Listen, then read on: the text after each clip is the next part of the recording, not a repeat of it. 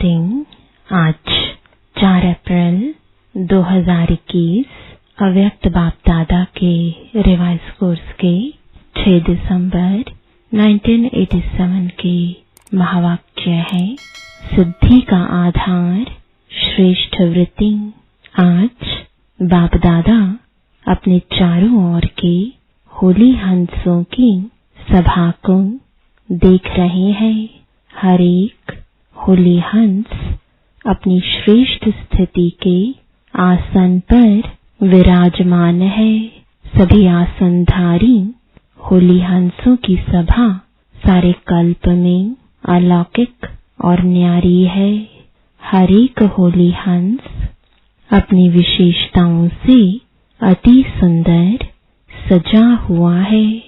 विशेषताएं श्रेष्ठ श्रृंगार है। सजे सजाए होली हंस कितने प्यारे लगते हैं। बाप दादा हर एक की विशेषताओं का श्रृंगार देख हर्षित होते हैं। श्रृंगारे हुए सभी हैं, क्योंकि बाप दादा ने ब्राह्मण जन्म देते ही बचपन से ही विशेष आत्मा भव का वरदान दिया। नंबरवार होते भी लास्ट नंबर भी विशेष आत्मा है। ब्राह्मण जीवन में आना अर्थात विशेष आत्मा में आ ही गए। ब्राह्मण परिवार में चाहे लास्ट नंबर हो, लेकिन विश्व की अनेक आत्माओं के अंतर में वह भी विशेष गाए जाते। इसलिए कोटों में कोई, कोई में भी कोई गाया हुआ है। तो ब्राह्मणों की सभा अर्थात विशेष आत्माओं की सभा।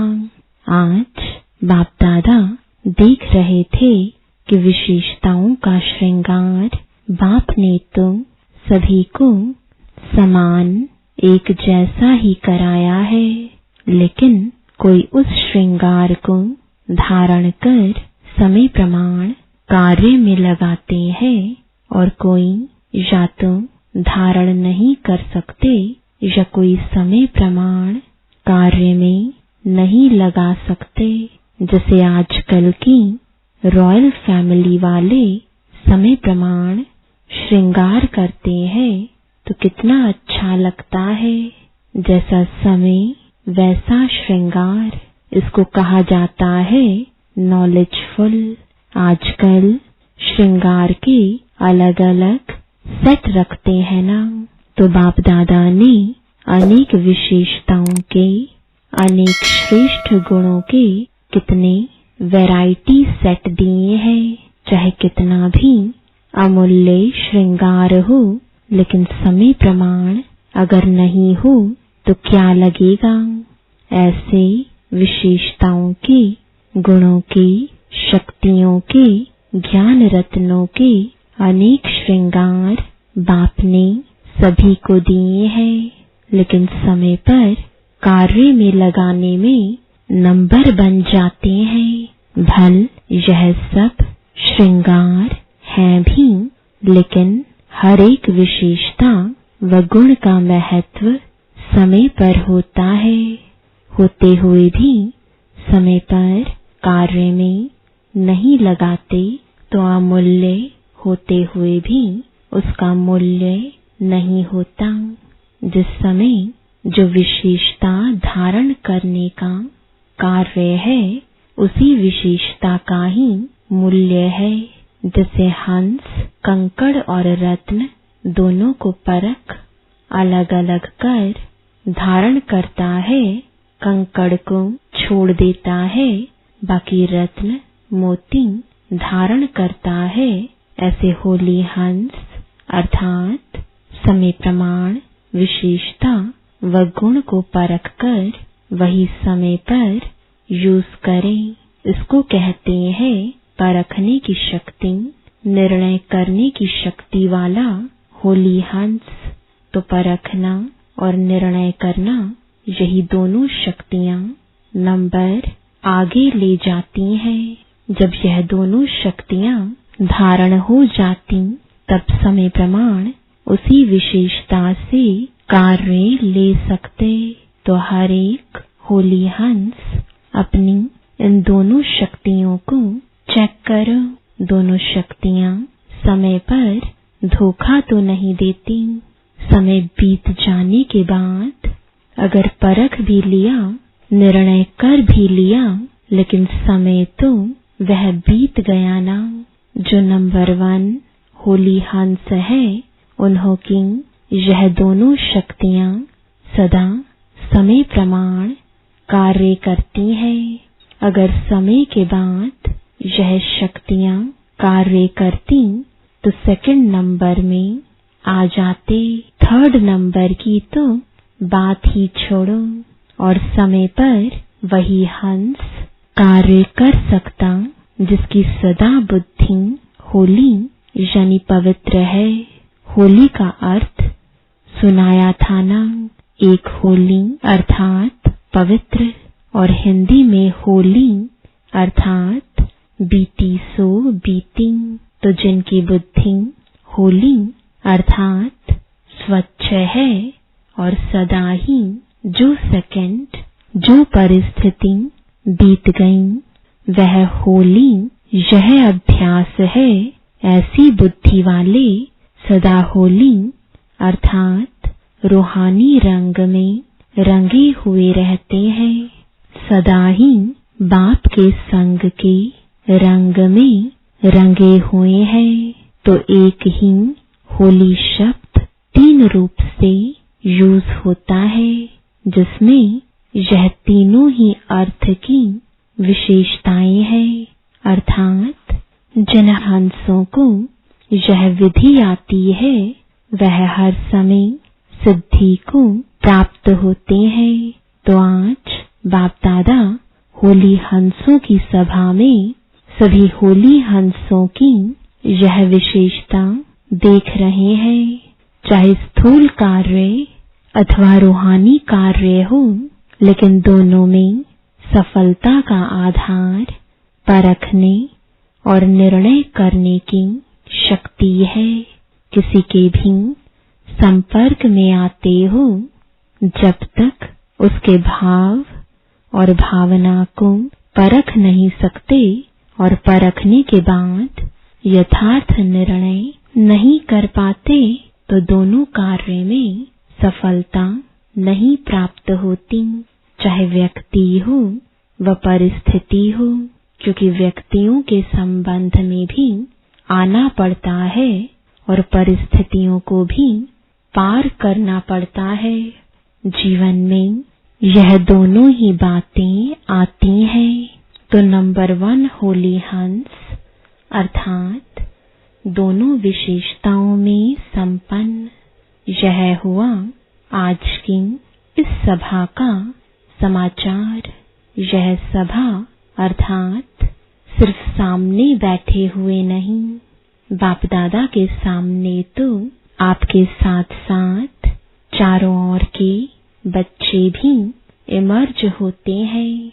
बेहद के परिवार के बीच बाप दादा मिलन मनाते व रूह रिहान करते हैं।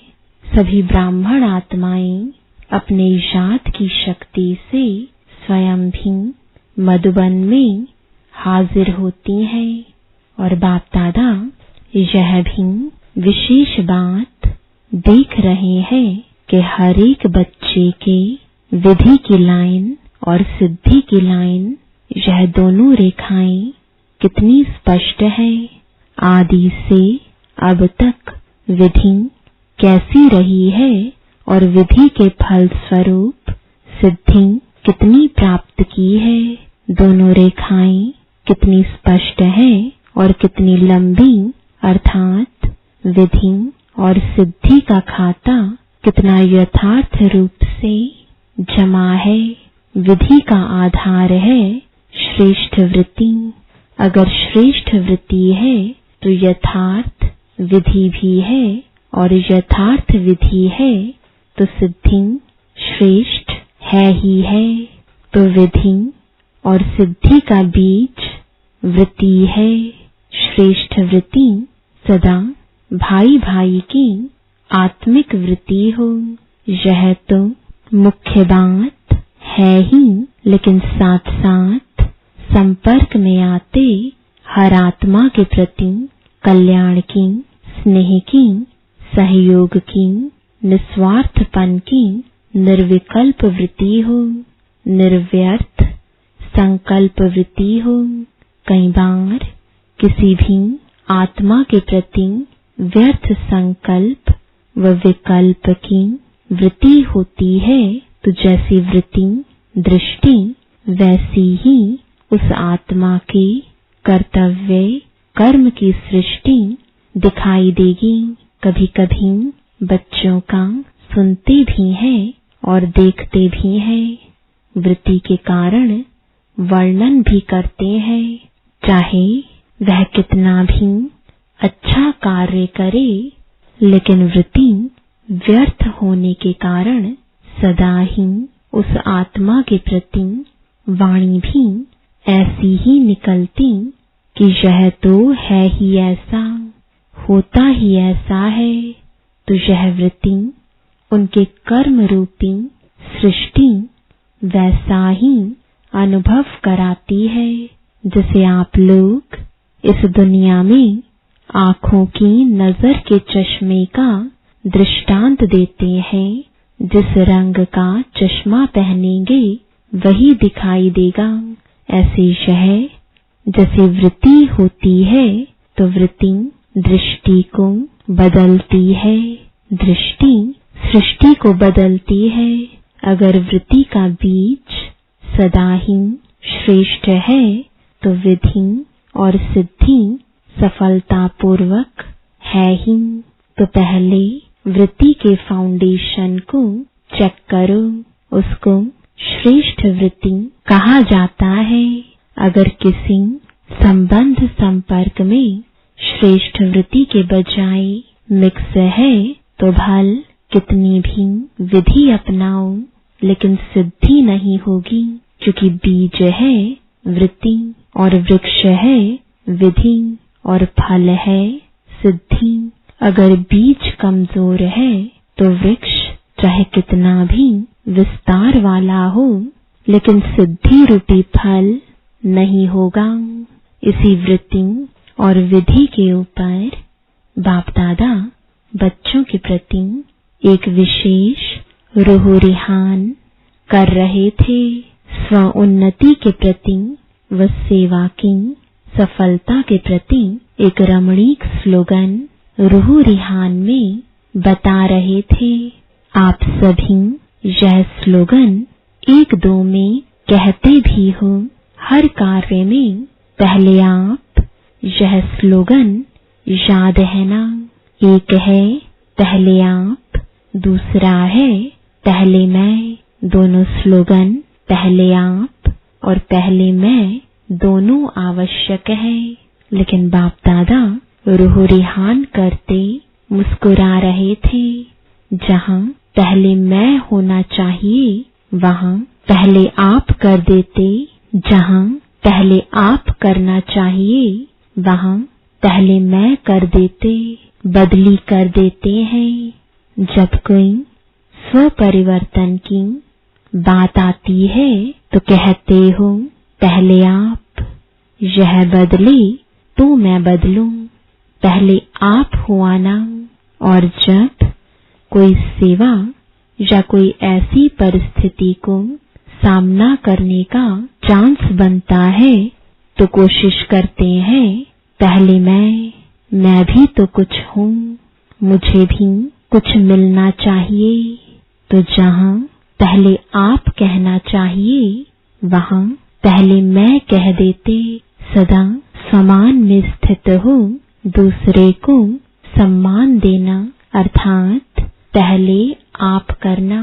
सिर्फ मुख से कहो पहले आप और कर्म में अंतर हो यह नहीं। समान में स्थित हो, समान देना है।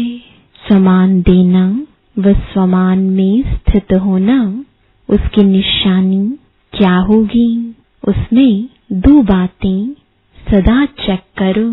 एक होती है अभिमान की वृत्ति, दूसरी है अपमान की वृत्ति जो स्वमान में स्थित होता है और दूसरे को स्वमान देने वाला दाता होता, उसमें यह दोनों वृत्ति नहीं होगी, न अभिमान की न अपमान की।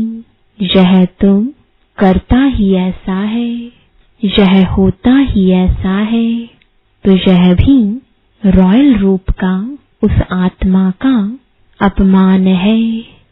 समान में स्थित होकर समान देना, इसको कहते हैं पहले आप करना।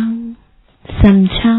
और जो भी स्वोन्नति की बात हो, उसमें सदा पहले मैं का स्लोगन याद हो तो क्या रिजल्ट होगी। पहले मैं अर्थात जो उठे सो अर्जुन, अर्जुन अर्थात विशेष आत्मा, न्यारी आत्मा, अलौकिक आत्मा, अलौकिक विशेष आत्मा। जैसे ब्रह्मा बाप सदा पहले मैं के स्लोगन से जो उठे सो अर्जुन बनाना, अर्थात नंबर 1 आत्मा। नंबर 1 का सुनाया नंबर 1 डिवीजन। वैसे नंबर 1 तो एक ही होगा ना, तो स्लोगन है दोनों जरूरी, लेकिन सुनाया ना नंबर किस आधार पर बनते। जो समय प्रमाण कोई भी विशेषता को कार्य में नहीं लगाते तो नंबर आगे पीछे हो जाता। समय पर जो कार्य में लगाता है वह विन करता है, अर्थात 1 हो जाता। तो यह चेक करो, क्योंकि इस वर्ष स्व की चेकिंग की बातें सुना रहे हैं, भिन्न भिन्न बातें सुनाई है ना। तो आज इन बातों को चेक करना। आपके बजाय मैं के बजाय आप तो नहीं कर देते हो। इसको कहते हैं यथार्थ विधि। जहाँ यथार्थ विधि है वहाँ सिद्धि है ही। और इस वृत्ति की विधि सुनाई 2 बातों की चेकिंग करना, न अभिमान की वृत्ति हो न अपमान की। जहाँ यह दोनों की अप्राप्ति है वहाँ ही समान की प्राप्ति है। आप कहो न कहो, सोचो न सोचो, लेकिन व्यक्ति प्रकृति दोनों ही सदा स्वतः ही समान देते रहेंगे। संकल्प मात्र भी समान के प्राप्ति की इच्छा से समान नहीं मिलेगा। निर्माण बनना अर्थात पहले आप कहना, निर्माण स्थिति स्वतः ही समान दिलाएगी। समान की परिस्थितियों में पहले आप कहना, अर्थात बाप समान बनना। जैसे ब्रह्मा बाप ने सदा ही समान देने में पहले जगत अम्बा, पहले सरस्वती माँ, पीछे ब्रह्मा को रखा। ब्रह्मा माता होते हुए भी समान देने के अर्थ जगत अम्बा माँ को आगे रखा। हर कार्य में बच्चों को आगे रखा और पुरुषार्थ की स्थिति में सदा स्वयं को पहले मैं इंजन के रूप में देखा। इंजन आगे होता है ना, सदा यह साकार जीवन में देखा कि जो मैं करूँगा मुझे देख सभी करेंगे। तो विधि में, स्वोन्नति में व तीव्र पुरुषार्थ की लाइन में सदा पहले मैं रखा। तो आज विधि और सिद्धि की रेखाएं चेक कर रहे थे। समझा? तो बदली नहीं कर देना। यह बदली करना माना भाग्य को बदली करना। सदा होली हंस बन निर्णय शक्ति, परखने की शक्ति को समय पर कार्य में लगाने वाले विशाल बुद्धि बनो और सदा वृत्ति रूपी बीज को श्रेष्ठ बनाए। विधि और सिद्धि सदा श्रेष्ठ अनुभव करते चलो। पहले भी सुनाया था कि बाप दादा का बच्चों से स्नेह है। स्नेह की निशानी क्या होती है? स्नेह वाला स्नेही की कमी को देख नहीं सकता, सदा स्वयं को और स्नेही आत्मा को संपन्न समान देखना चाहता है। समझा? तो बार बार अटेंशन खिंचवाते, चेकिंग कराते, यही संपन्न बनाने का सच्चा स्नेह है। अच्छा, अभी सब तरफ से पुराने बच्चे मेजॉरिटी में है। पुराना किसको कहते हैं? अर्थ जानते हो ना? बाप दादा पुरानों को कहते हैं सब बातों में पक्के। पुराने अर्थात पक्के। अनुभव भी पक्का बनाता है, ऐसा कच्चा नहीं जो जरा सी माया बिल्ली आवे और घबरा जावे। सभी पुराने पक्के आए हो ना? मिलने का चांस लेने के लिए सभी पहले मैं किया तो कोई हर्जा नहीं, लेकिन हर कार्य में कायदा और फायदा तो है ही। ऐसे भी नहीं पहले मैं तो इसका मतलब 1000 आ जाएं। साकार सृष्टि में कायदा भी है, फायदा भी है। अव्यक्त वतन में कायदे की बात नहीं, कायदा बनाना नहीं पड़ता। अव्यक्त मिलन के लिए मेहनत लगती है, साकार मिलन सहज लगता है, इसलिए भाग आते हो। लेकिन समय प्रमाण जितना कायदा उतना फायदा होता है। बाप दादा थोड़ा भी इशारा देते हैं तो समझते हैं अब पता नहीं क्या होने वाला है। अगर कुछ होना भी होगा तो बताकर नहीं होगा। साकार बाप अव्यक्त हुए तो बताकर गए क्या? जो अचानक होता है वह अलौकिक प्यारा होता है। इसलिए बाप दादा कहते हैं सदा एवर रेडी रहो, जो होगा वह अच्छे से अच्छा होगा। समझा? अच्छा, सर्व होली हंसों को सर्व विशाल बुद्धि, श्रेष्ठ स्वच्छ बुद्धि धारण करने वाले बुद्धिवान बच्चों को, सर्व शक्तियों को, सर्व विशेषताओं को समय प्रमाण कार्य में लाने वाले ज्ञानी तो आत्माएं, योगी तो आत्माएं बच्चों को सदा बाप समान संपन्न बनने के उमंग उत्साह में रहने वाले संपन्न बच्चों को बाप दादा का याद प्यार और नमस्ते। वरदान है मालिकपन की स्मृति द्वारा हाईएस्ट अथॉरिटी का अनुभव करने वाले कंबाइंड स्वरूपधारी भव। पहले अपने शरीर और आत्मा के कंबाइंड रूप को स्मृति में रखो। शरीर रचना है, आत्मा रचता है।